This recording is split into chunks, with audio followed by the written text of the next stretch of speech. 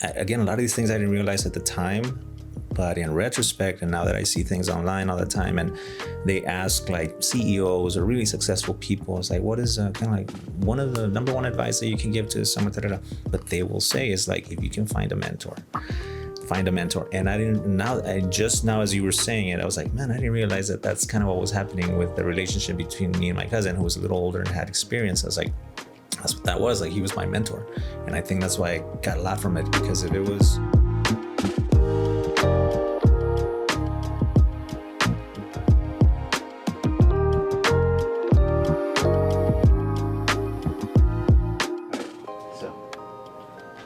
Dante, how do you say your last name, bro? Aguinhaga. So I'm not even gonna try, bro. That's why they call me Mr. A. Mr. A is out there, bro. Straight up. Mr. A is out there, yeah. So Dante, I met you back in UTPA at the time, University of Texas Pan American, in speech therapy school. And shout out to Miguel, the trio back in the fucking day, bro. So. Now, you got your master's in speech therapy. You've been practicing as a speech therapist in the schools and even home health as well, right? Mm-hmm. So I'm glad to have you on Clydon Comms. Absolutely, man. Thanks for having me. Comms for communications, not anything else, but yes. Absolutely, my pleasure. So, yes. For those of the audience, the viewers that are listening out there, tell us more about your journey, what college was like initially in your bachelor's at first, and then we'll go forward from there. Absolutely. Well, first of all, congratulations on kind of like just you doing your thing with the pod. It's really cool. It's really inspiring to see. Kind of just seeing you set up and do your thing and kind of get into your mode has been real cool. So, congrats. But yeah, my kind of school journey was kind of interesting. It wasn't a straight line. There was some turns, some stops, some interesting things that happened. I think I wasn't really even considering communication sciences and disorders initially. I started doing art. And I actually went as far as to get my minors in art. So right now I have my minors in art.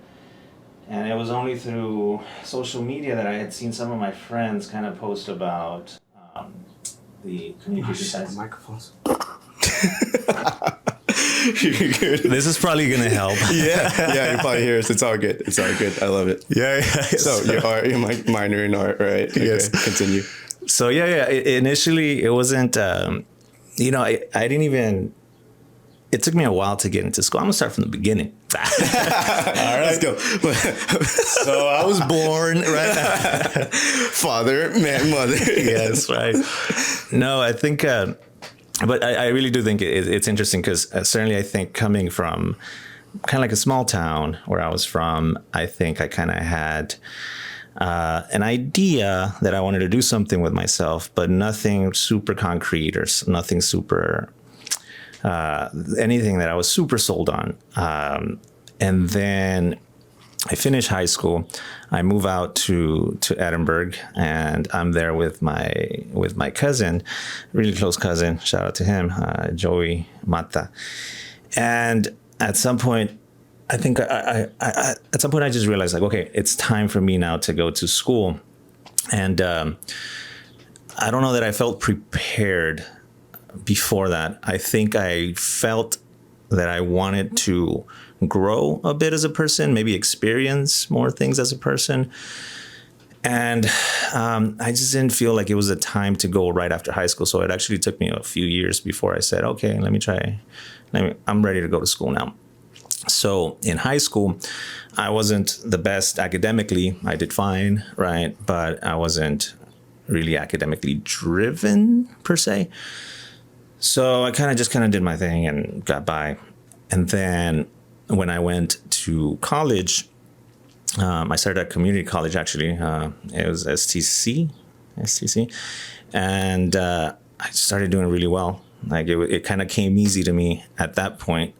And it was nice because I was like, yeah, okay, I knew all along it wasn't kind of like a skill or a thing. It was more of like just kind of like the motivation to want to do that particular thing. So again, academically, high school, not horrible, but again, not like excelling or anything. And then college comes around, and I'm starting to do good. You know, I'm starting to do pretty good. My grades are great. And then, so that kind of starts giving me the confidence of like, all right, I can do this, and I can do it well.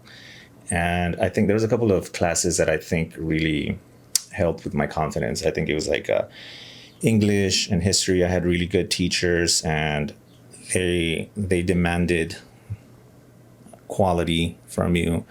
So I remember thinking at that point, kind of like discovering that I had somewhat of an ability to kind of like write and organize my thoughts and kind of like put it out there. And then that was kind of like a relative strength, because math I wasn't so good at. So I had to start from the bottom with math.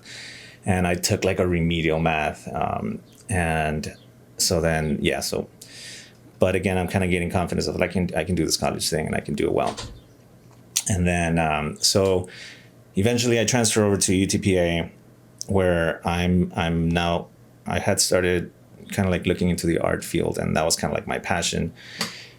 And so I started doing art. And then that's going to be something I want to touch back on, sure. kind of how that came in. Me too.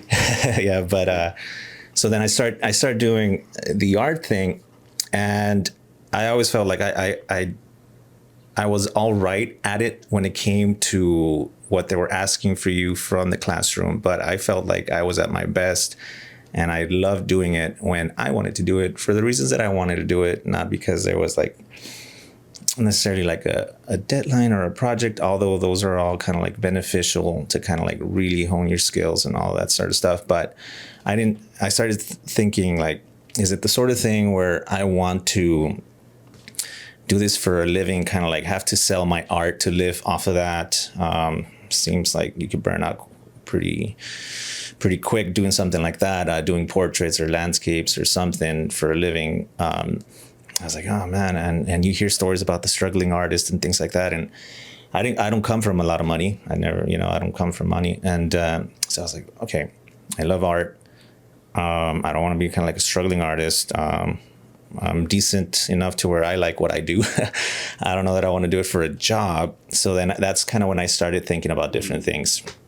And I was, and that's kind of where my friends on social media started posting about how rewarding a career in speech pathology was to them, because they were working with people and they got to be kind of like have a positive impact in people's lives, their quality of life, and how they're working with people, not just behind some desk all the time punching numbers or something like of that. And I've always considered myself to be a people person in regards to I'm comfortable or more comfortable doing things. I'm more kinesthetic. I'm more kind of like active, as opposed to just kind of like sitting down and kind of like doing numbers things. So I thought, okay, that might be interesting. And that's really kind of how I even began to think about potentially having a career in speech therapy. So then I looked into it, and I was right at that point where I was getting my minor in art, and it was early enough where I could still like just transition or change majors, and it wasn't like a huge thing like, oh, I spent all this time doing this, right? It was like, oh, you have your minors in art, and it'll be kind of somewhat of a smooth transition. So I went ahead and did that, and it was the best thing. It was so good. I think the mentality at that point was still thinking about like how strongly and passionately I felt about like art. I was like, all right, so the idea here is that I need to be financially stable enough, because that was something that I had never known like to any significant degree, aside from like, of course, kind of parents providing, shelter and nice things here and there occasionally. But for myself, it was always kind of like paycheck to paycheck sort of thing. And I was like, oh man, I'm not trying to do that for too long. So, and coupled with what I've seen online from my friends, that it was rewarding in that way, I was like, hey, this might actually seem like a good fit for me. I really didn't know much about it. Like a lot of people don't know. I think, don't want me to get derailed here, but a lot of people think speech therapy, they think like, oh, like sounds for people, you help people do that, right? And certainly that's like a part of it, right? But as you know, like there's a lot, right? Articulation, right? The speech sound production part of it, but there's a lot more to it. So I didn't really know a lot about it. Started looking into it. I applied to the program. Applying to the program was interesting. And it was. I remember the story you told me. It's okay. We don't have to go. Yeah. But it's all good. It was interesting. Yeah, it was interesting to say the least. Yes. I mean, if you want to share it, it's cool, but you don't have to. Maybe for another time. Maybe Part two. Part two. So I get into the program and it was great. Just quick fast forward to kind of like what it's done for my life in general. I mean, I'm just forever indebted to having made that decision. It was certainly like a fateful decision where it changed a lot. I think it put me in a room with a bunch of interesting individuals like yourself, right? And the rest of our class. And that's to say nothing about our professors who were great mentors, just really lucky to actually have been part of that. So then I think once I was in the program, I also found that I was doing good, and I was trying. You have to try for sure. This is your master's or the bachelor's? Bachelor's. So the bachelor's, I think that it was that's where we met. Yeah, that's where we met. Which is crazy to think it was 10 years ago when we graduated, 2015, Bo. Yeah. Time flies. Time flies. It really does fly. Yeah. But it was really cool times because, we were all much younger then, right? And we were all just kind of like shooting from the hip, going with the flow, see what was up. I think our group was really, really cool. Like we had a very mixed bag of people, different walks of life, but we were all kind of united in that struggle, right? We were all united in trying to make it and forming little study groups, which I thought it was super important and crucial to kind of like you guys make it through together. And that was really, really cool. And then, of course, people break off into little groups, and that's kind of like the people that you hang out with, like during class and outside of class and stuff like that. And of course, for us, it was Miguel and you.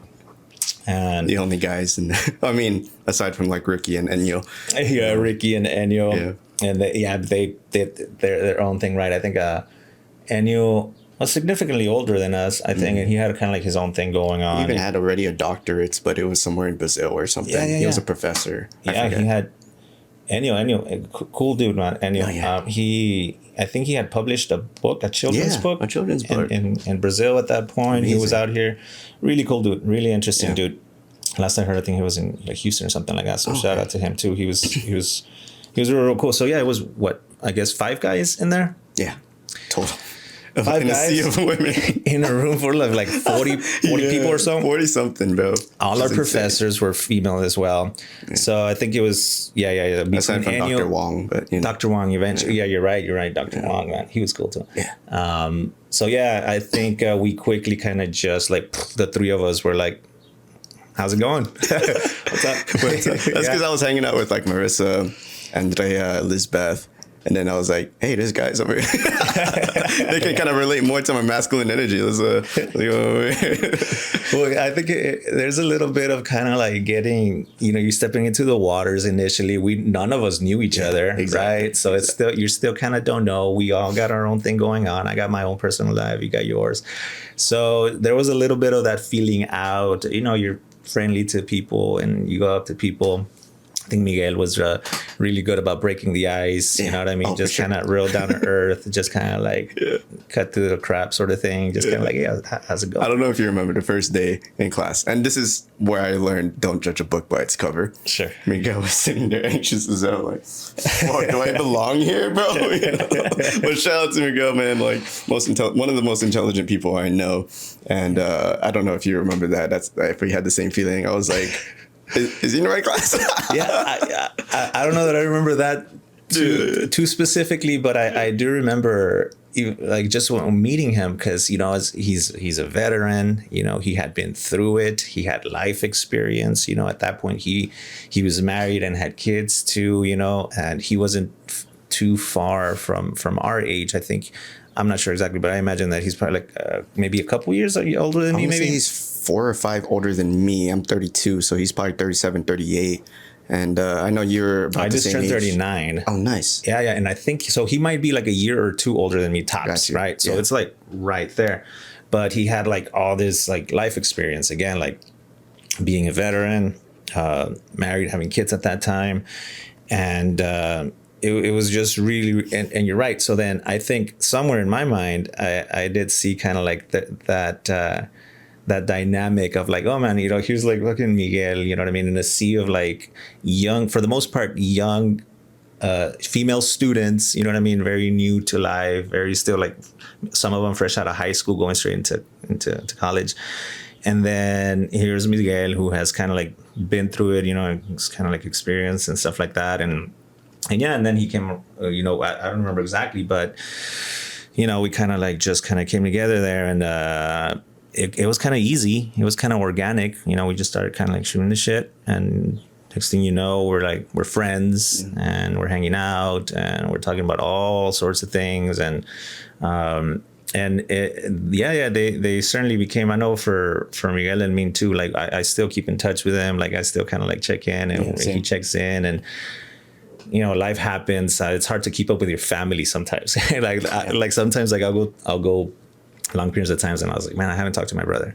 I haven't talked to my, you know, so even with all that, like there's few people kind of like from that time for me that I kind of still kind of check in with, or you're certainly one of them, and Miguel for sure. And then of course some of our class members at that time kind of like just kind of like social media type stuff, you know, post here, post there, that sort of thing. And whoever I am following, they seem to be doing great too, which is really, really nice to see. And I think it goes to speak to kind of like how I think having that kind of professional career that speech therapy has allowed us, it really has allowed us to kind of like achieve some kind of financial stability to where like you can do the things you like, you know, within reason. Within reason for the time being, right? Not jet setting just yet. I love that you just added that there. Yeah. But, you know, kind of like within reason, it's kind of like, yeah, you know, you get to buy things you like, maybe you get to go out to places, and just financial stability. So that's been a game changer for me. I think I certainly needed that. Don't we all? Don't we all? And this economy too, it seems like it's funny, but my wife and I were talking about it the other day, because my wife, she has her master's as well. And we were like, man, we both have our masters, and we're both like in professional positions where we do well for ourselves. I have 2 jobs, right? Mm-hmm. I was like, how do people do it? Especially with a kid, man. Yeah. And we do have a beautiful, soon to be 4-year-old. Yeah. But I'm like, I was like, how do people do it? You know what I mean? Like, how do people do it? Right? Because we don't do bad for ourselves, but it's still not like, you know, again, we're not taking trips all the time. We're not like over splurging or anything like that. And you still kind of have to be like, to a significant degree, mindful of kind of like finances and budgets and things like that.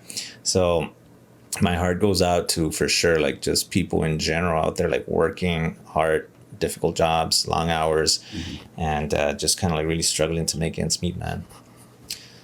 Yeah, sums up with the system, man. I don't know what to tell you. With the system, because we're over here with fucking 6-year degrees, probably even 7 if you can consider all the stuff that came in between the messy middle, you know what I mean? Mm-hmm. And so it's difficult to even fully enjoy what you've worked for, because the numbers don't match. You're like, what the fuck? As they say, the math ain't mathin'. Math ain't fucking mathin'. And so like, I mean, at the end of the day, it is ultimately what you value, what you need in your life. I mean, maybe you guys don't need those vacations and splurging and all that stuff. Maybe every once in a while, but it's ultimately up to what you guys need to fill in your cup. And to me, it seems like you have a great grounding with your loved one, your wife, and your son, and the new twin babies coming up. That's right. So congrats again on that, bro. Thank you, man. Appreciate it, man. You said such a beautiful thing. That is so, so cool.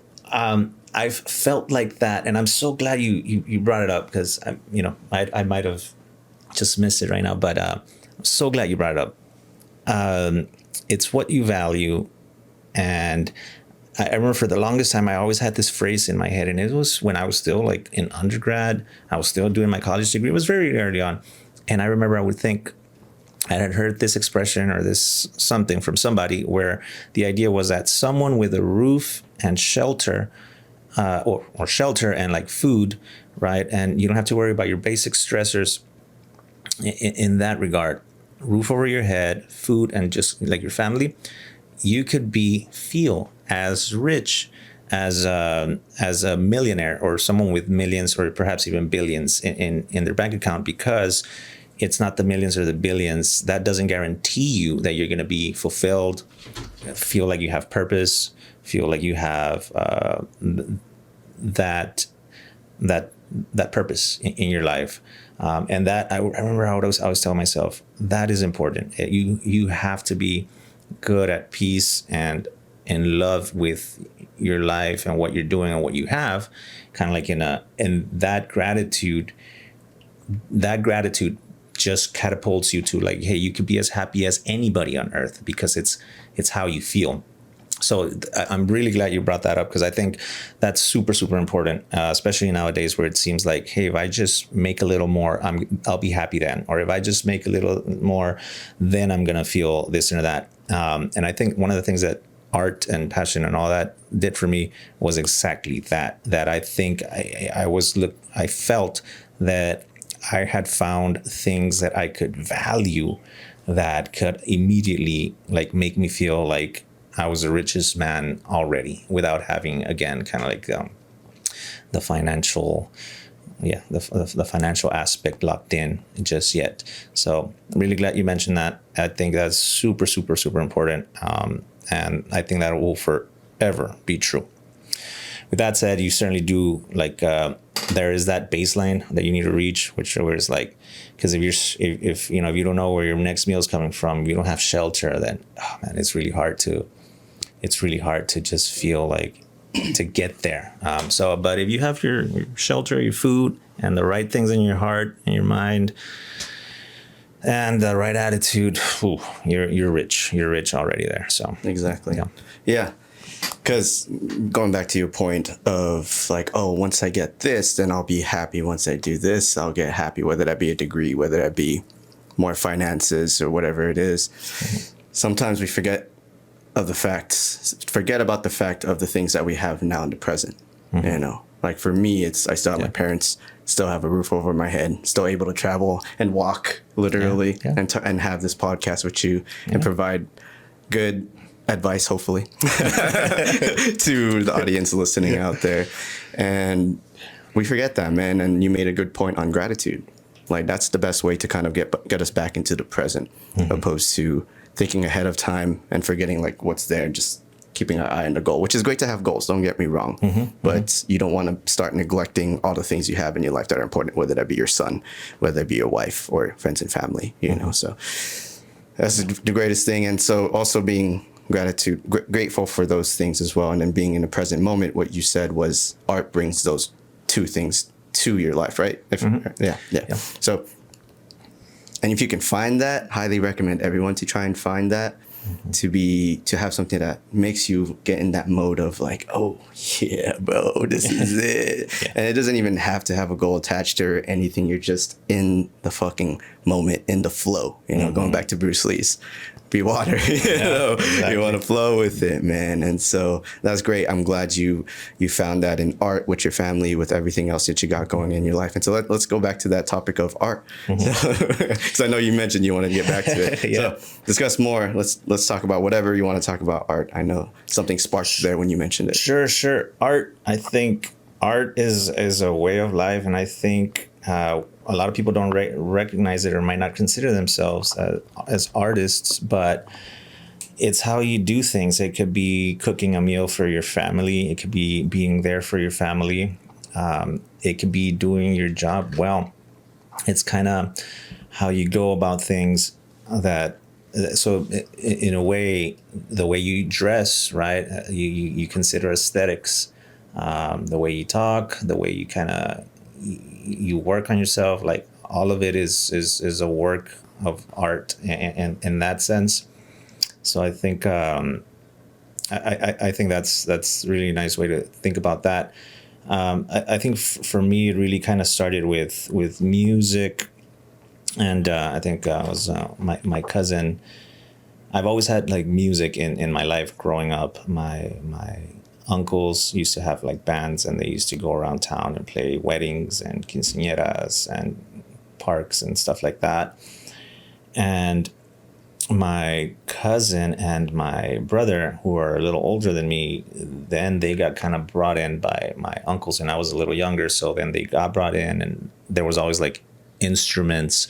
So it was like my cousin and my brother's like, oh, now the next thing you know, they're playing guitars and they're playing accordion and they're playing, because at that time they were doing like tejano and cumbias and things that are just going to go over well at a quinceañera or at a wedding and things like that. So they started doing music, they started doing that sort of thing. And at my house, we always had instruments too. There was like guitars and things. And at a very early age, it was like, okay, I learned how to play like La Bamba and things like that. But I don't know that I was like super passionate about it. But I think as I got a little older, like in high school and hanging out with my older cousin Joey a lot more, like something happened around that time. That was kind of like an explosion of growth happening, I think, within me at that time. And that maybe I wasn't super aware at the time that was happening. But I remember like all of a sudden, like I just felt like I experienced like music and art in a way that I just hadn't before. And it was life changing. It was like, okay, like there's this whole world out here of like creative people trying to like pour their hearts out, to kind of try to connect in some way or another with their fellow beings, and then that was music, that was art, that was poetry, that was literature. I think it was around that time where like we actively started like went out and like looked for books, on poetry and stuff like that. And I was in high school at that time. So that's kind of when that real kind of like explosion happened. And then I started reading.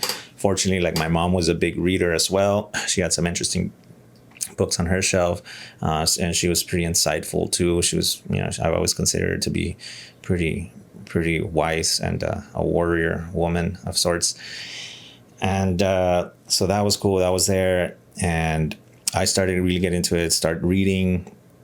Now at that point, I'm like, all right, now I really need to learn how to play, right? And again, my cousin, who's a brilliant musician, actually, he's doing another degree on music right now. Who's about to finish.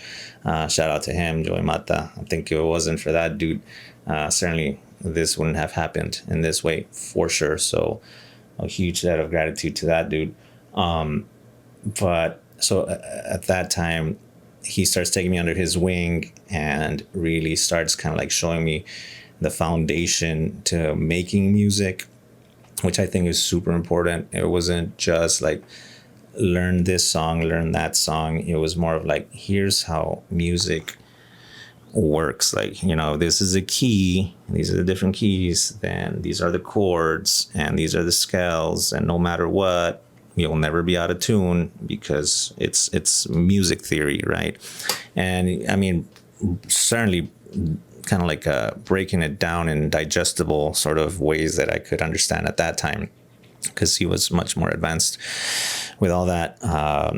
He had some actual he had taken some classes in school and stuff at that time as well, and he had been playing for a long time, and he had a much better understanding of whatever I had. So I think even that kind of like being aware of kind of like, all right, like here's kind of what you need to know right now, here's what you need to know right now, and then just kind of he gifted me my first guitar, actually, that I had, that was like mine. that was kind of like a gift of like, all right, now here's your Passing it on. Yeah, here's Get started. Yeah, Here you are now. We got 1, 2, 3, 4, 5 guitars up. I got a few. Shit, bro. He hooked me up with that bass too, that red bass right there. Shit, I counted 5. It's man, shit. Yeah. It's total shit. Yeah, I got a few things going on. man. I got a few things going on. So beautiful, man. Beautiful Yeah. collection. I love it. And all of this kind of like started from that. And it was my birthday, and he had gone to like to a pawn shop or something, because he was still like in high school himself, or like fresh out of high school. It was around that time, and he went, and whatever money he could scrape up, he got me a guitar, and he gave it to me. And then I kind of and I remember, I loved that guitar, but it wasn't a great guitar. You know what I mean? It was, I remember like it was. You started guitar. It was a starter guitar, and it served a wonderful purpose, I think, because it was difficult to play. Some of like the better guitars are easier to play, right? The strings, you don't have that much resistance. The strings aren't that far away from the fretboard or the wood. But that one I remember was kind of difficult to play. And I think about it now, I was like, that probably helped with kind of like just general dexterity and strength. And kind of like, 'cause if I wanted to hear it clearly, I really needed to kind of like be playing it.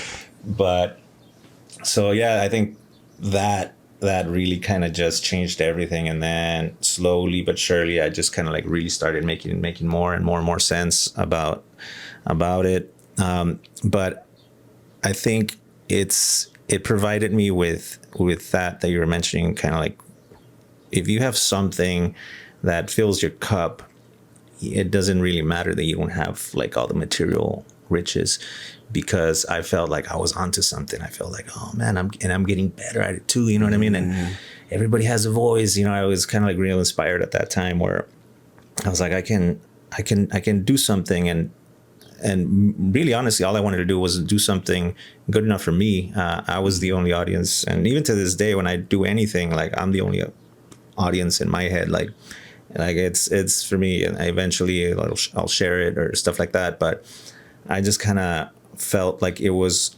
a therapeutic tool of sorts. And that at that time I was really writing a lot, like journaling. I started journaling a bunch, writing a bunch, then writing kind of like songs and just kind of putting it together. And I was painting a lot and drawing. So it was just kind of like a whole thing. I was reading a bunch too. So it was just kind of like a really, really, I think those were formative years in that regard. And I think that put me in a mental space where that's when I was like really ready, where I was like, okay, I can take anything on. I was like, I can go to college and do well. I can go this and do well. And then so go to college, and by the time I got to college, I was A on a roll, or whatever they call it, a dean's list. I was on the dean's list. I was a president of like the sociology club. I was part of the psychology club. I was part of this other club, the art club, and stuff like that. And I was on the dean's list, and I was doing really, really well. So again, and all of that kind of with where I felt like was filling my cup personally. And then the confidence of like, hey, I'm going to school and I'm kind of killing it. I'm kind of like doing good, kind of comes easy to me to some degree. It just felt like I was really kind of like hitting my stride. It was really fun. So I think being in the right headspace and finding something that centers you and grounds you, I think that's going to be the best foundation to then like taking on like whatever is, college, certainly. So, dude, that's great advice, bro. Honestly, because shout out to Joey, man. Shout out to great Joey. Dude, man. Great dude. Man, he was a great mentor for you throughout your life, and still is, even to this day, man. So I'm glad to hear that. Yeah. I check in with him all the time still, man. I'm like, hey, what about this? What about that? Yeah. And he'll like, hey, okay, do this, do that, turn out. Yeah, and I think that's someone that we need in our life, that we all need, because sometimes we get lost in the sauce, and we know what we want to do. We obviously want to create, whether that be through art or whatever we want to partake in. But to know someone that has already walked that road and knows exactly where you are is the best source of information. It's like a literal chat GPT, but in real life, being like, hey, bro, where am I at? Do you know where I am? I'm fucking lost. Sure. Oh yeah, you're right there. Here, do this next step. Don't worry about the other ones yet. I'll help you out there eventually. And it's the same thing when it comes to playing guitar, when he broke it down for you, like the skeleton of keys, chords, scales, like all of this is the foundation. And some of us, you know, we live in an age of information where we're just absorbing everything through our phones, whether it be YouTube, Instagram, TikTok, you know, a lot of it. We're just full of downloads. Yeah. We never fully integrate it and apply it to our lives or whatever it may be. And so I think having that person that can even break it down to you in sequential steps, opposed to just like, here's more information, do whatever you want. Here's a PowerPoint, do whatever you want with it. You know, it's the best source of mentorship that you can have. And I highly recommend everyone to find a mentor, especially if they find something that they're extremely passionate about, whether that be like jujitsu, for me at least, or basketball, or arts or music. Find someone that's already walked the same road as you. And most of the time they'll say, yeah, they'll help you out because they see their old selves in you. And they're like, all right, let's make the road a little bit less bumpy. It's still going to be fucking bumpy, dog. It's still going to be fucking bumpy. Don't get me wrong. For you. Yeah, I can't walk it for you. I can hold your hand for a little bit, but for the most part, bro, you know, you got to be independent and walk this thing. Because you're not going to truly learn if I'm always holding your hand. And then you can't create in your own way that you want. And then going back to your point where you're your own audience, I think there was a Rick Rubin. You know who Rick Rubin is? Yeah, absolutely. Yeah. He's mentioned where it's when you're creating, don't create for anyone else. Just create for yourself. Because at the end of the day, whoever likes it, and that's the people that you want to reach out to. You don't want to always put on a mask, always trying to please every single person, because you're never going to. It's endless, dog. It's endless. Trust me. So create in your own way and how you like it, because fuck what everyone else says. And it's all internal opposed to external. And that goes back to your point of materialistic things can maybe fill your cup, but at the end of the day, it's all gotta be internalized. Yes. I couldn't agree with all that anymore. I think that's the right way to kind of think about it, and a really good balanced and centered way to think about it. You have to be mindful of the outside, but certainly know that how you are perceiving things and how you're going about things, and that how you feel about things is ultimately gonna have a huge influence and just in general in your life. And the mentor thing, again, a lot of these things I didn't realize at the time, but in retrospect, and now that I see things online all the time, and they ask like CEOs or really successful people, it's like, what is kind of like one of the number one advice that you can give to someone? And actually, and again, I didn't realize it at the time, but they will say is like, if you can find a mentor. And I just now, as you were saying it, I was like, man, I didn't realize that that's kind of what was happening with the relationship between me and my cousin, who was a little older and had experience. I was like, that's what that was. Like, he was my mentor. And I think that's why I got a lot from it, because if it was, and he had a mentor too, you know, he had his older brother, his dad, you know, who was in the band. And I was like, okay, that's exactly what that was. It was a relationship, kind of like a mentor type relationship. Maybe left to my own devices, it certainly would have been different. I would have had to done like a lot more legwork. I would have had to be a lot more motivated to figure out certain things.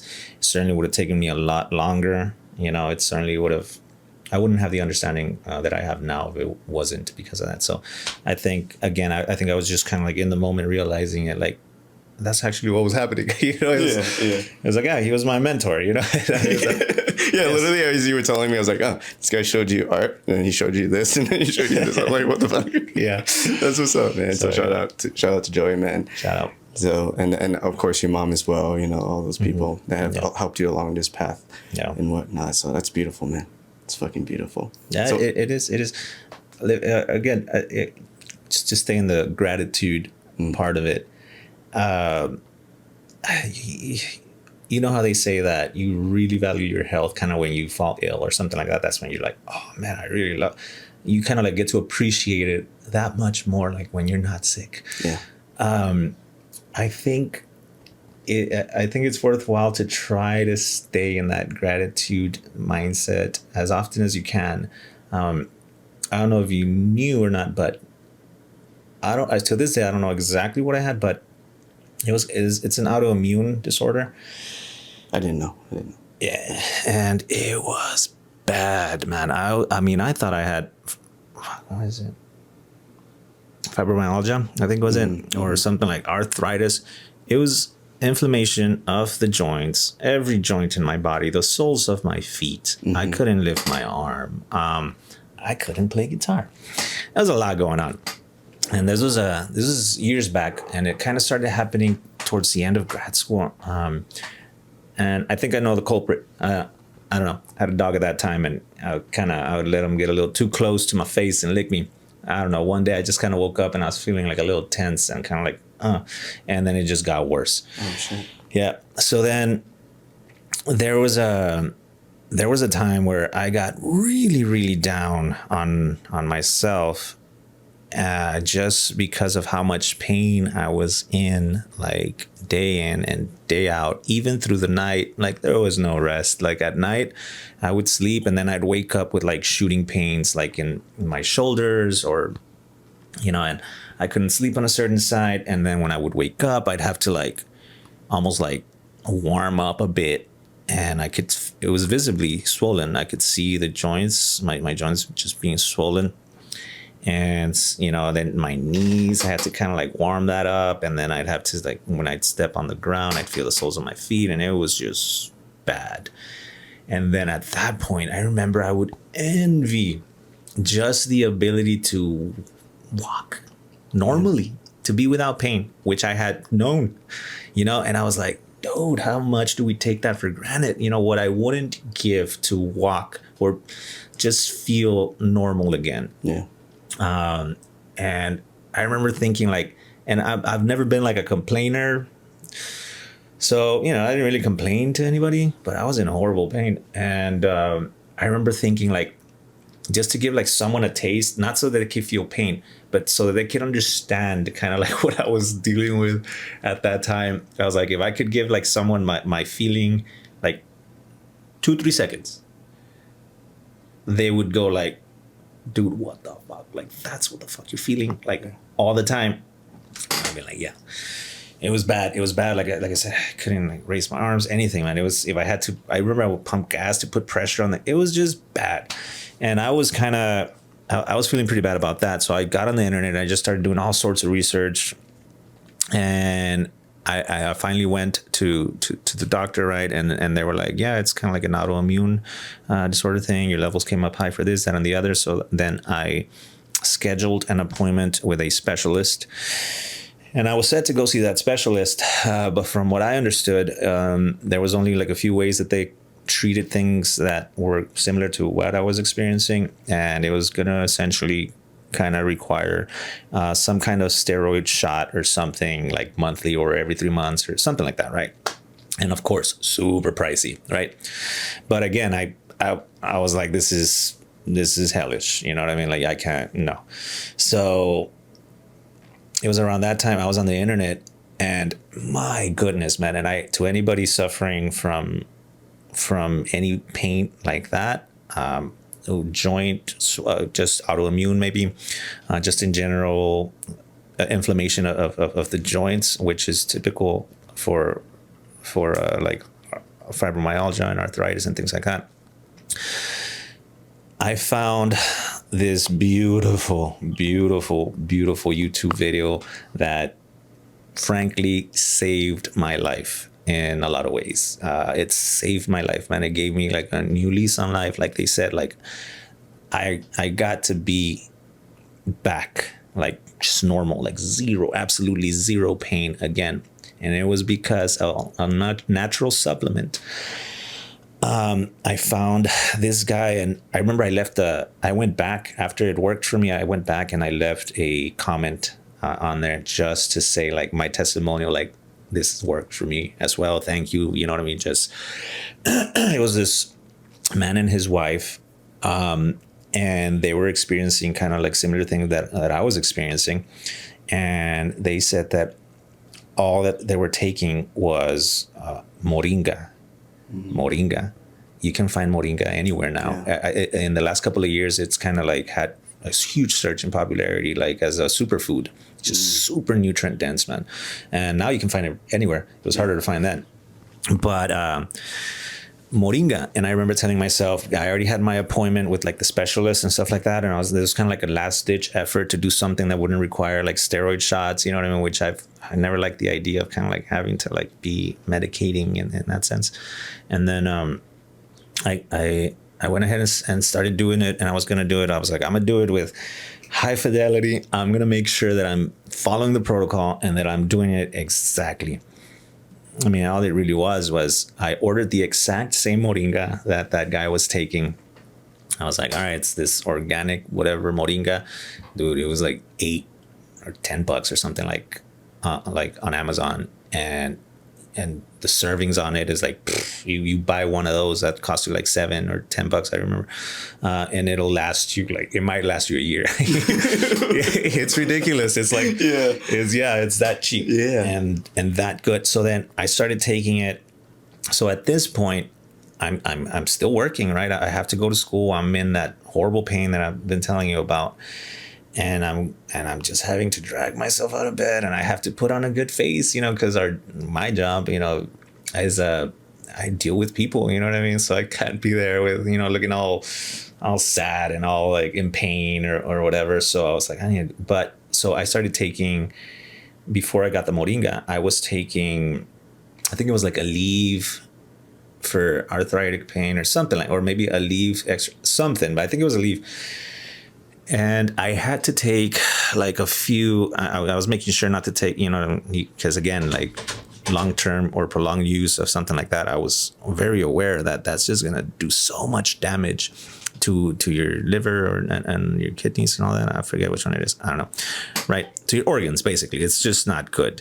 So I hated the idea that I had to take that. Right. But I had to, because without it, I mean, I was just, it would have been unbearable.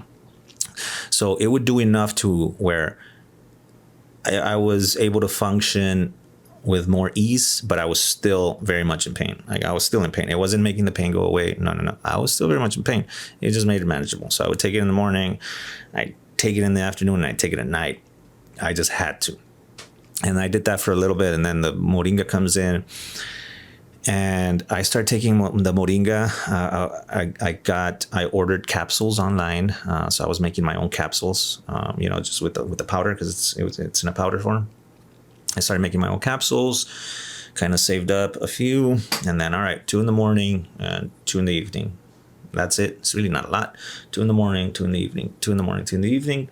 And I was like, no matter what, I'm not missing a day. I need to know if it doesn't work. It can't be because, you know, I wasn't doing it with high fidelity, or I wasn't like sticking to the protocol, right? It's like, I need to know that I did it and it didn't work. And if it works. But frankly, at that point, I had tried like a bunch of different things. I had tried like, a bunch of turmeric teas and with garlic and because those things are known to help with inflammation. So I had tried like a lot of stuff. And then, so I started taking it. And then I think it was like 4 days in, I noticed that I didn't need to take nearly as much as a leave as I was taking.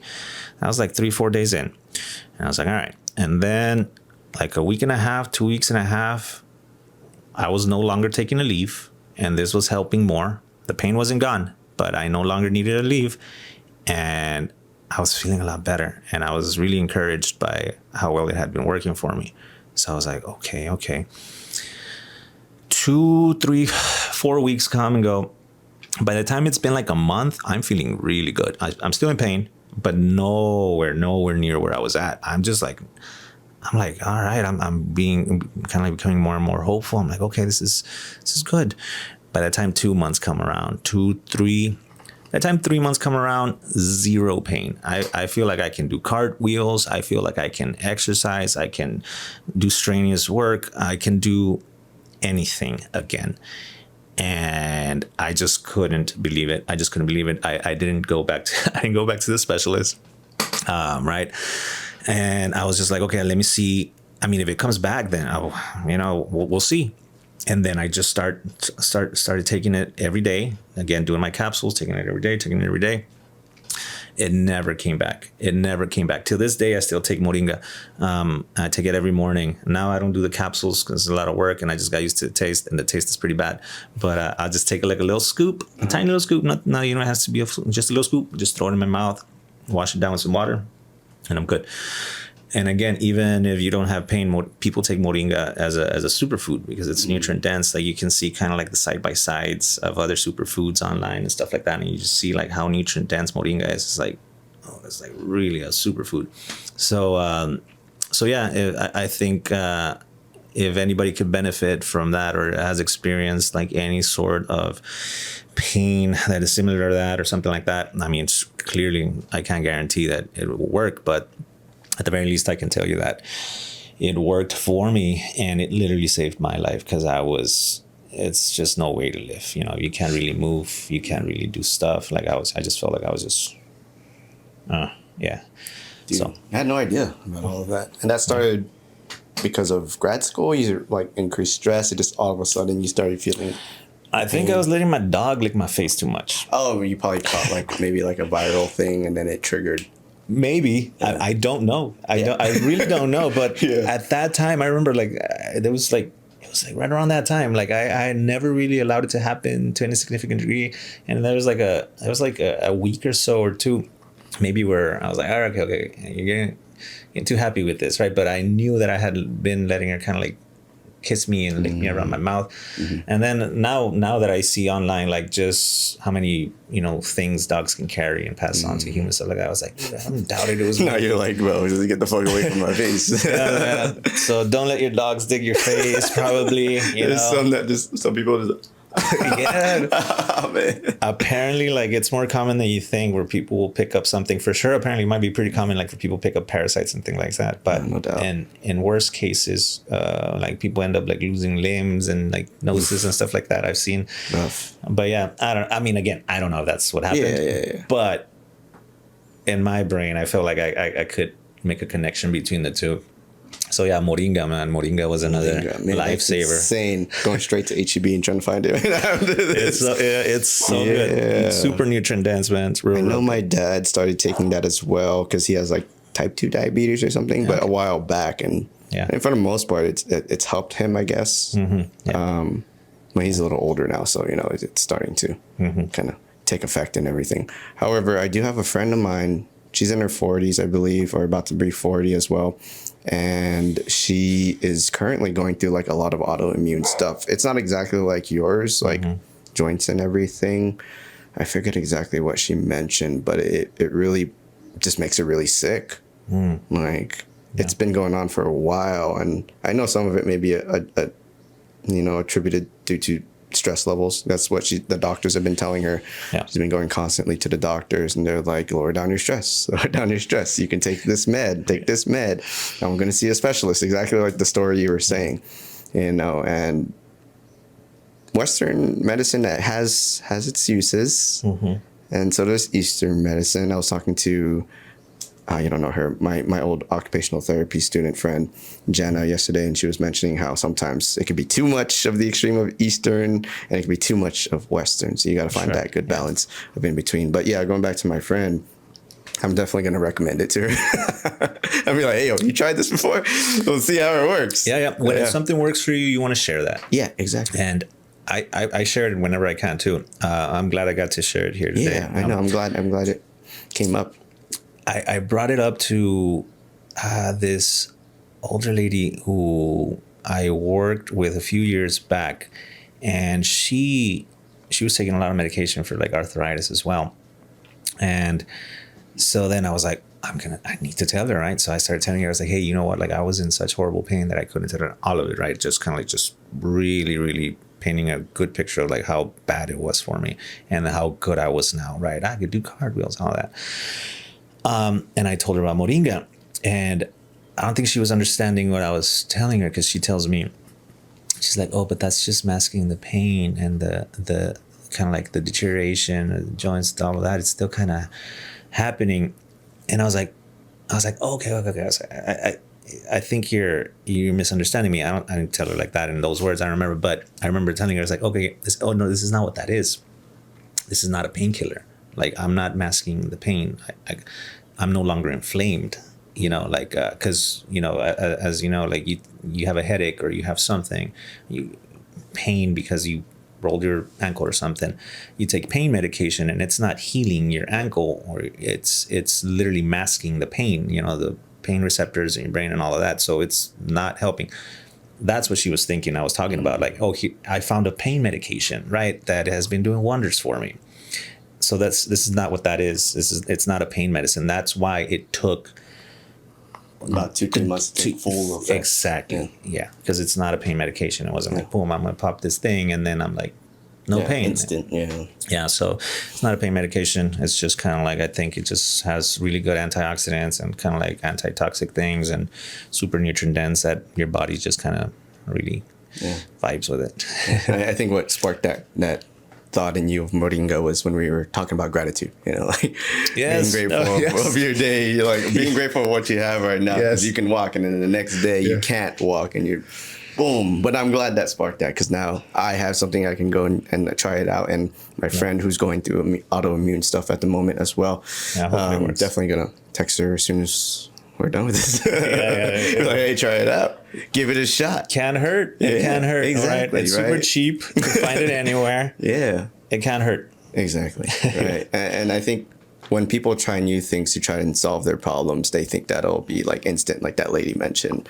You know, she was under the belief of that. But whenever you try something new, whether it be medication or even playing guitar or jujitsu or whatever it may be, like, give it some time. Give it some time.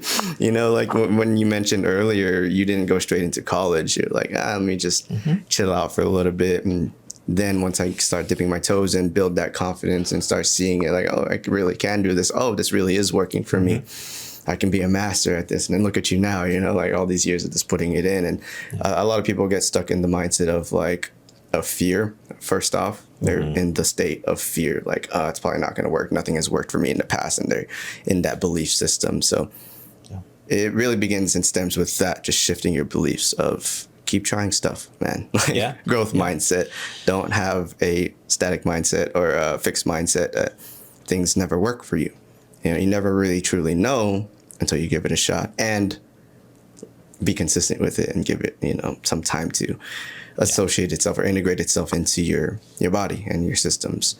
And so that goes back to whether it be motivation. Motivation is great because that's like when you start a fire, it's essentially the fuel or the, what do they call it? Lighter fluid. Boom, that's motivation, but it doesn't last long.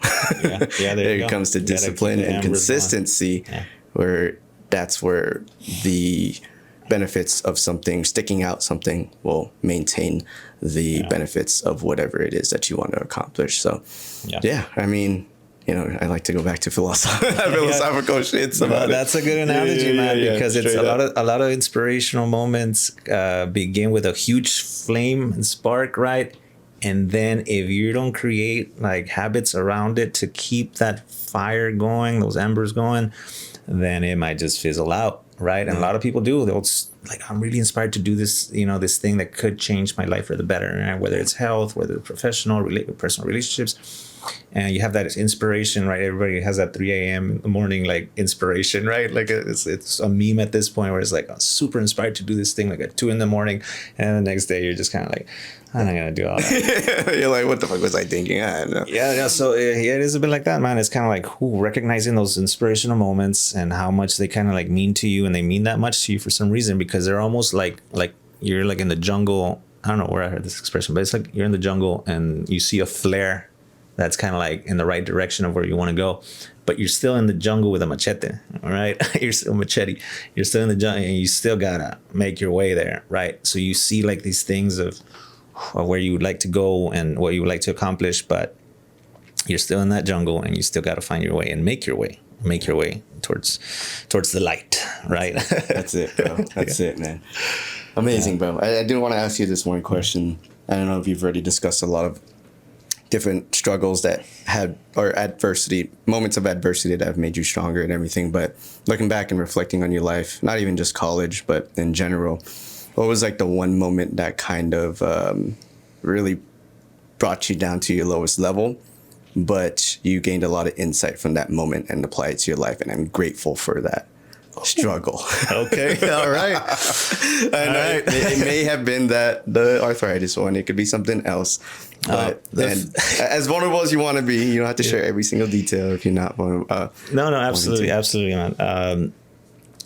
The arthritis or autoimmune thing one is certainly big. You know, it has to do more with a physical thing that also has implications on kind of like just your existential kind of like thoughts and feelings. But I think the most that I have felt the deepest and have changed me the most and have touched me like in the most profound ways are the things that have to do with my emotions, with my psyche, and with how I present in the world and how I am to myself and to others. And I think once you self-sabotage like enough, at some point you kind of really need to start taking a really good look at kind of yourself and start making like significant changes to be the type of person that you want to be, that you almost kind of like need to be, so you can be like at peace with yourself, right? Because I think life is gonna hit you hard. Circumstances are gonna hit you hard. That's one way of how you can get hurt. But I think the most significant pain, the one that hurts the most, is the ones that you cause to yourself, right? Because when it's coming from out there, like you can always shift blame. You can say, oh man, because of that. But when you do it to yourself, like you can't blame anybody but yourself, right? So I think for me, it was becoming more reflective, more introspective into how was I not making the necessary sacrifices to my future self, that started really taking like a toll on my psyche, because I've always wanted to be like, a good person, right? You always want to do kind of like the right thing.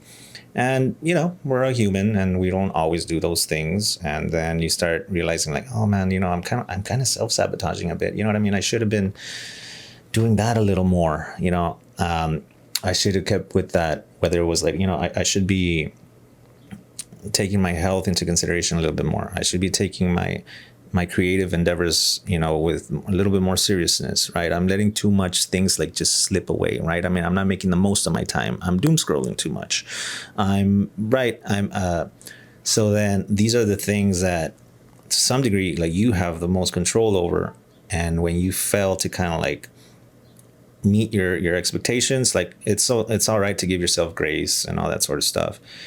But I think taking ownership of like, all right, a lot of this is gonna be kind of like on me to kind of do what I need to do. I think that changed everything for me. It just kind of I think that was the most significant change in my psyche. It was almost like a break. I could almost visualize it like something in my brain just like pulling away from like older versions of myself, of known patterns of the same. And it reminds me of this quote, like you can either like evolve or repeat what you've been doing. And some people, feel like they have like unique sort of like callings, within themselves and for their purpose, or like, and it's on an individual basis for whatever that might be for anybody. But certainly I have my own idea, my own values, my own things that I'm like, this is kind of the person that my most inner thing is calling to manifest, to bring into, into fruition. And then that's going to require like attention, that's going to require focus, and that's going to require sacrifice. And it's like, right, they say you're always sacrificing something. You're either sacrificing your things, you're either sacrificing immediate gratification for your future self, or you're not, right? And none of us are perfect. Like there's certainly times that you're just saying, eh. But so it was really kind of just that, man, trying to be more aware of how I'm showing up in the world, trying to be I don't know if force is the correct word, but a person like generally just kind of like for good, if I can be understanding, if I can be caring, if I can be loving, if I can have, integrity while still remaining grounded and all that sort of stuff. And those are the things that are most important to me now. And those are the hardest things to kind of like pull out of myself, because it requires a level of commitment and dedication that is painful, but it's like growing pains. It's like the most challenging thing is what ultimately is going to give you the most reward. In that sense, it reminds me of like a Ryan Holiday, right? So the obstacle is the way sort of thing, right? Yeah. And it's through your adversity that you will find the light. So yeah, I think just it was more like a going inward sort of thing that has been like the I don't know, it's the scariest, but yeah, it's kind of like, like really facing yourself and really kind of looking inwards and really trying to bring out the best. And it's kind of like a process that I'm in right now, right still. And it's going to be a long life process. Yeah, I think it's an ongoing process. I'm not sure how familiar you are with Carl Jung. Yeah, Carl Jung, interesting dude. So a lot of kind of like, and nowadays you kind of hear it a lot. Actually, I hear it like people are saying, "Oh, I'm doing like shadow work," or "I'm doing like that or that," thing like that. Essentially, it comes kind of like from that, and it just calls for introspection and kind of like facing like your unconscious. And a lot of times, kind of like feeds into like your behavioral patterns that you might not be even too aware of, right? And what was that quote? Until you make the unconscious conscious, it will direct your life, and you'll call it fate or something like that, right?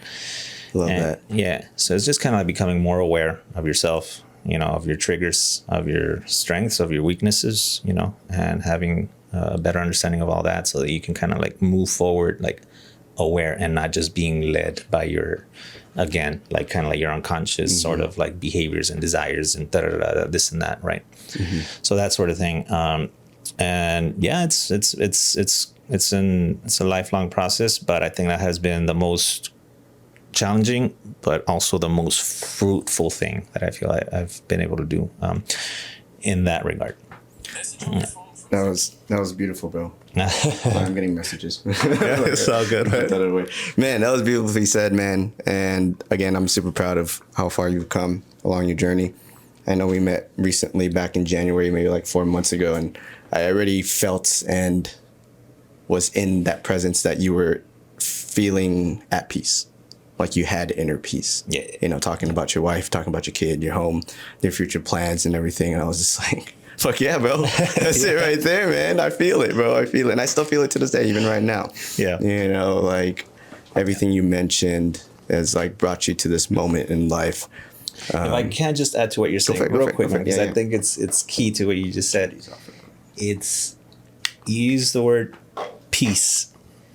Oh, I don't know. Maybe it's just the older you get or whatever, but peace is so like everything. Yeah. Like it's everything. You know what I mean? Like if you can find peace, like you have no idea like how many times like my wife and I look towards each other like a Friday or Saturday night, and we're just there on the couch like watching a movie. We've put the baby down, and we look over and it's like, and we're like this is it. You know what I mean? Like peace, like love that. Nothing out there, right, that could really like mess with you, because you have your peace. And that I think as someone who has certainly like disrupted his own peace in his life, you know what I mean? Like plenty of times, right? You disrupt your own peace and you become familiar with that feeling. And it's one of those is like, oh man, like it's that self-sabotage thing, or whether it's at work or whether it's with personal relationships or wherever it may be for you. It's the feeling after you get, it's kind of like when you're sick and how much you appreciate not being sick, right? So if you invite or if there's like some disruption to the peace in your life and it's of your own doing, it's just like, oh man, it's the worst, right? Yeah. And then when you really get to appreciate the peace, like nothing much going on tonight, just us, kind of like invested, kind of like in our peace, you're just hanging out here on the couch, watching a movie, you know what I mean? Tomorrow we'll be up bright and early with the baby, I'm sure. He's gonna but be right now, this moment. Yeah, but it's the best, man. And my life has changed so much for the better with my family. I wasn't. Yeah, it's just changed for the better a lot. Like so much, man. I can't begin to tell you, right? But it was.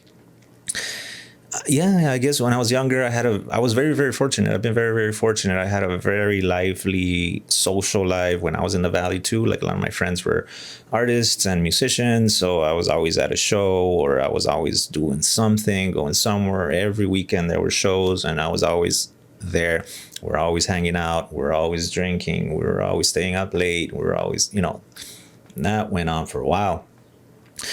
I moved up here and, again, it goes back to that self-sabotage thing. Like plenty of times I told myself, is like before I met my wife, plenty of times I was like, oh man, like I'm probably going out too much. I'm not investing enough time into my future self, right? I'm not exercising as much as I would like to. I'm not eating as good as I should. I'm not playing music or doing music as much as I should.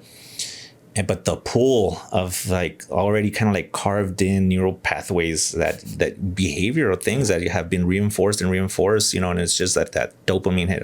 We're gonna go out. We're gonna hang out. It's Friday night. All right, let's go. I'm used to this shit. Yeah. And then it's almost like my psyche and my emotion, it makes a change before my body, and my body follows, right?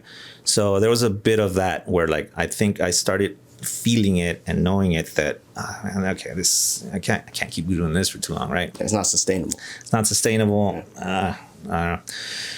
So and it was right around that time when I met my wife, and at that point I felt like I wanted like a relationship. Like I wanted like something calm. And that was in the age of like still the age of kind of like all the dating apps and stuff like that, right? But I was like, I felt like there was a shift in my mentality where I wasn't looking just to hang out or just to go out drinking or stuff like that. And my wife kind of was coming from like a different walk of life. She was really a lot calmer, not really like a drinker, just calmer, you know what I mean? Just different. So I think we kind of like complimented each other like in a weird way. I think she calmed me down a bunch. And we still kind of trip out every now and again. We're like, who would have known? Not me. Here we are. Our lives were so different. Like, she had her own, because there's a saying in Spanish, cada cabeza es un mundo, and it's kind of like each mind is kind of its own world.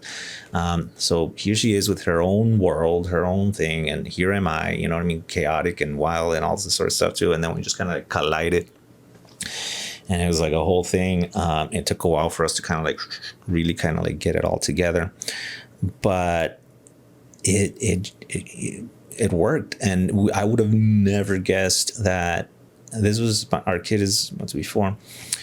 I would have never guessed that a few short years after that, we were going to be expecting a kid. We would have a kid, and then we would be like just trying to be like the most present parents, like, and just super intentional with each other and with our family, and just like our lives completely as I knew it then, like, you know what I mean? Like night and day, like completely different. Now I'm up in the Saturday mornings and Sunday mornings and whatever, we're going to a park, or we're going to do this, or we're going to do that family stuff. Remember, there's that scene from, what was it? I think it's that Old School. You remember? Have you seen that school? I think Will Ferrell. We're going to wake up tomorrow. We're going to go to Bed Bath & Beyond, maybe Home Depot. I don't know, we have enough time. Whatever. And the younger kid is just looking up like, but that's how it is. Now I'm like, okay, we're going to run some errands, right? Okay, then we'll take the baby, we're going to take our toddler to the park. And then we'll go eat. Yeah. All right, cool. You know, and then and go back home, especially if it's a Sunday, and get ready for the week, you know. But that's kind of where it's at. For me, at least, it's kind of where right now it's just feels, it's exactly where I need to be. And what feels like incredibly fulfilling, like being a husband and father. And it's just kind of like the greatest role that you could ever take. And I think it speaks to also to what we were talking about, kind of like what type of sacrifices are you going to make? And maybe for me, it was harder to make those kind of sacrifices without having like a kid or my wife, because you don't have someone like counting on you or depending on you like to that degree. And now it's like, dude, I will sacrifice anything at the altar of my kid. You know what I mean? Like I will eat. I'm going to eat better. I'm going to exercise. I'm going to be more intentional. I'm going to be more present. I'm going to be you know, and the list goes on and on. Like you name it, I will sacrifice like whatever to be there, to be better, right? For him and for my family. And then, so that is a huge motivation booster. There's these videos that I see online that I just don't get, man. It's like neglectful parents that like you'll see like, oh, mom leaves like 2-year-old at apartment while she went like on a 4 or 5 day trip with her whatever, and oh, mother left kid or whatever. That's too right, but it's just, I'm like, I don't know, like I'm not wired that way. Like I think if you're a halfway decent parent or halfway decent person that wants to be invested in their kid, it's gonna pull the best out of you. But I think there's got to be like that threshold of like, okay, then it pulls the best out of you. Because if you're beneath that threshold, I think then you're that type of like parent where like I can't compute. I was like, how? I was like, how? What? You're telling me you left your 2-year-old like, and you left like on a cruise or something? Like, I'm not wired. Like I just can't understand it. But I imagine it's like, but I imagine for most people, if you're a halfway decent person and parent, halfway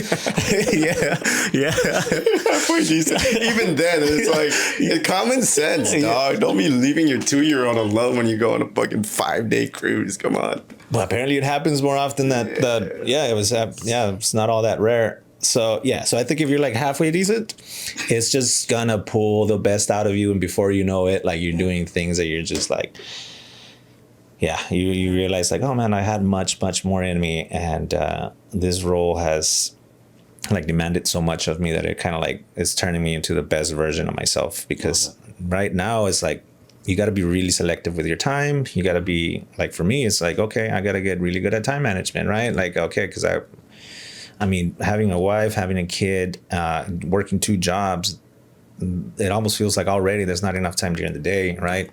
To do the things that you need to do, like let alone have hobbies or creative pursuits. But again, it's that important where you know, if you can, you have to kind of like try to get that out there.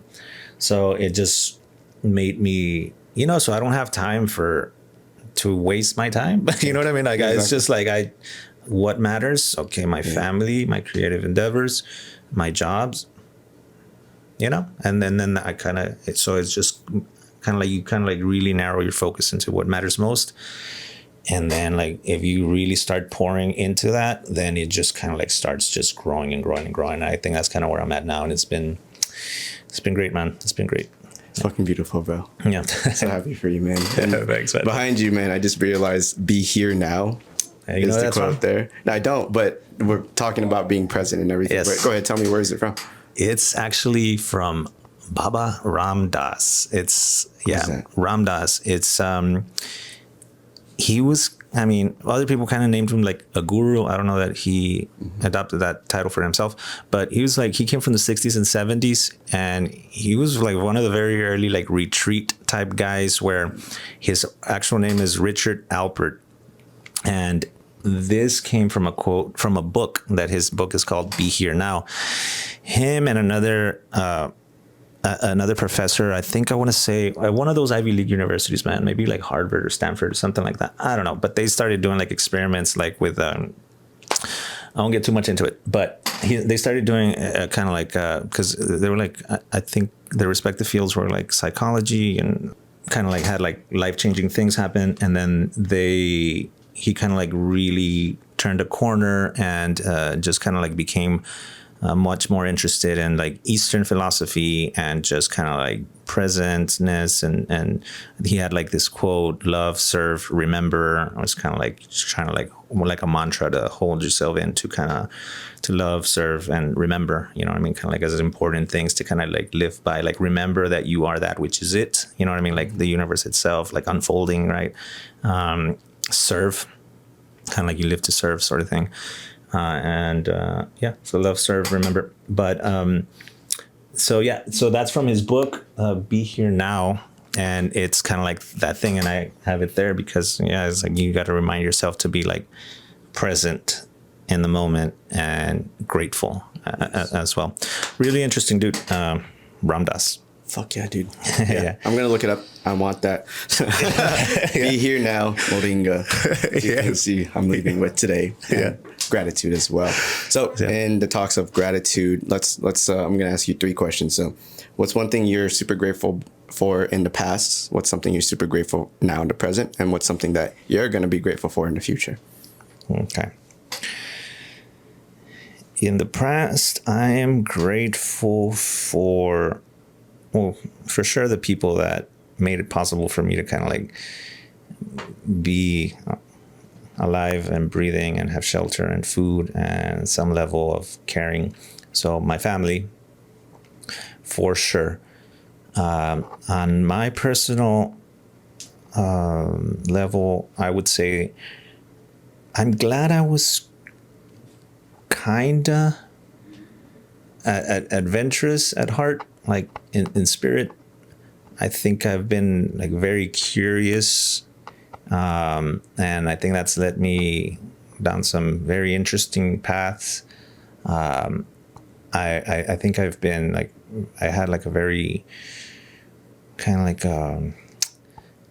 a wild sort of spirit, but also with an eye on empathy and love and caringness and all that. But yeah, I think so for my younger self, which I guess you could say like teen spirit to some degree or another, is like that youthful sort of, wide-eyed wonder sort of thing, curious aspect.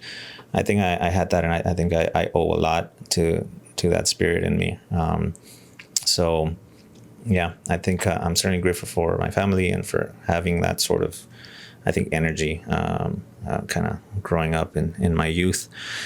Now, I mean, everything, man. Everything in my life, everything has taught me the good, the bad. I'm grateful for it all. Like, I'm grateful because without the bad, I couldn't have felt as good as I feel now, or because the bad is a teacher as well. So I'm grateful for the good, I'm grateful for the bad. But I mean, I can go on and on about just how blessed I feel about my family, about my wife, about my kid, about expecting twins, about my job, about, you know what I mean, where I feel at creatively, where I feel like I'm at. And then that goes into what I am kind of grateful for in the future. I hope to just be alive, to explore organically, naturally, wherever things may lay, man. Because I hope, the plan is to continue to be just present in the journey. So I'm going to be try to be as grateful for everything as well there, the good, the bad, the ugly, the challenges, whatever. And I think it's important to kind of like do all that, knowing that life is not always like a bed of roses and sunshine and butterflies, right? But I think you're better prepared if you go ahead not expecting doom and gloom, but knowing that maybe some challenges are about to arise, right?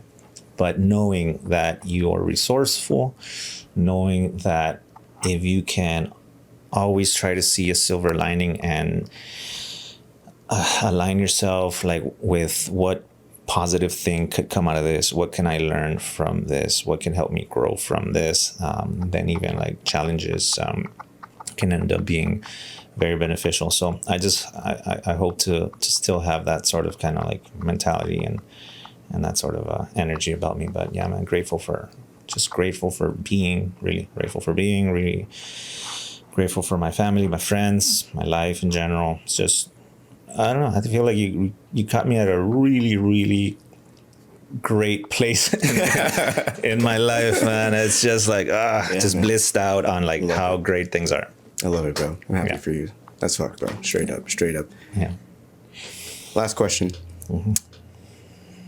What advice would you give the worst version of yourself in the past?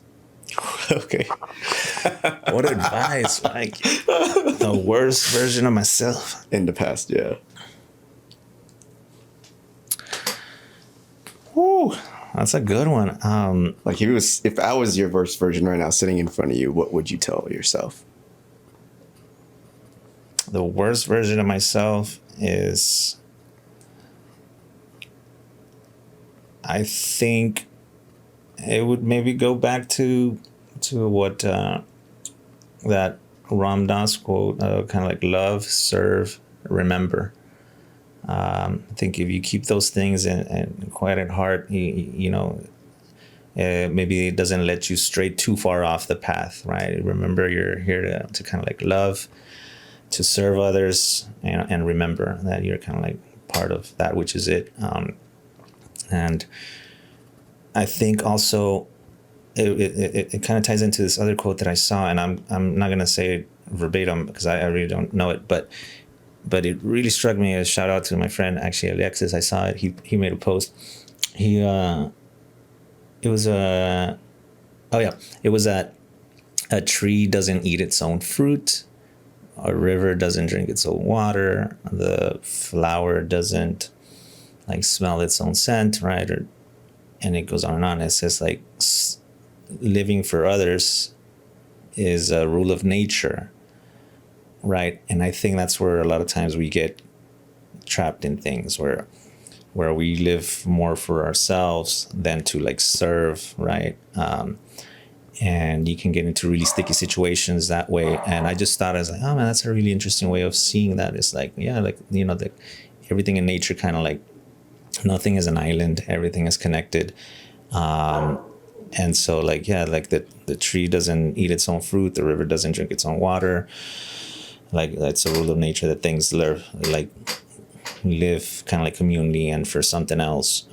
So yeah, I think that would have been really nice for me to kind of like really take in, along with the love, serve, remember, and just kind of feel like that whenever I think we feel most fulfilled, most happy is when we are serving others, or like we are helping the peace and the happiness in others, and that's the most fulfilling stuff. And I think a lot of times we kind of get it backwards, where it's like people might search for happiness in short-term gratification, like pleasures, and when you seek pleasure for its own end, it never ends well, right? It's more of that happiness, long or lasting happiness, is a byproduct of good habits, right? Of you doing good things for yourself, good things for others, then the happiness is a byproduct of that, but you're not seeking it as an end unto itself, because it never lasts for long enough. Yeah. Something like that. No, it's beautiful, bro. I was like putting myself in your own version. I was like, that was deep. Hell yeah, bro. Hell yeah. And hey, man, if you want to fuck around, you want to play something for us? Let's do it, bro. Let's get you. I'll show you a little something off camera, because I'm fixing it. Yeah, because I'm gonna have like a launch thing. Yeah, got you. Yeah, I'm gonna send some stuff out, and I think I'm excited for that as well. So yeah, there's gonna be like some music and stuff like that, and I plan to kind of like roll it out with kind of like some level of kind of like marketing and like stuff like that. So, but I will show you something once we turn these cameras off, and for the rest of them, they can stay tuned. I'm excited. Man, thanks for being on my my podcast, Clydon Comms. Guys, this is Dante signing off. Appreciate you. Love you, brother. Oh yeah, bro.